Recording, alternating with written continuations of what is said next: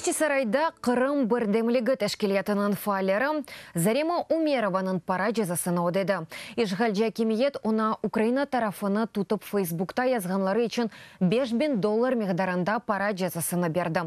Иш бұл параны файлер онар рублей еле кетірді. Жеме 235 килоны тәшкілетті. Файлерінің айтқаны кебі әрбір күміш бір инсаны темсіл еті. Бөлелікнен Қырым татарлар Ишғалжилерінің әрекетлері бір инсанның дегілді бұтын халқының мәселесі олғанына көстерді. Ақчаны топламақ үшін июнде Қырым марафоныны илан еттілер. Акцияның мақсады ләқайт қалмағанларының бірлігіні көстермек үшін параны 10 рублей еле жимақтыр. Махкеме хадимлері параны өз башына сайып отырды. У меня ограничили во всем, то есть Меселе шунда ки, мені әр шейде сынырладылар. Яни жыза 300 бин. Менісе devlet хызметчісі олам. Айлық барахасындан алып оламайым. Айда 10 бин насыл яшайым.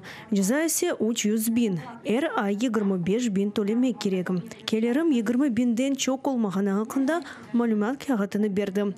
Яни мені бұнда да сынырладылар. Халқа мұражет еттім, халқым ярдым етті.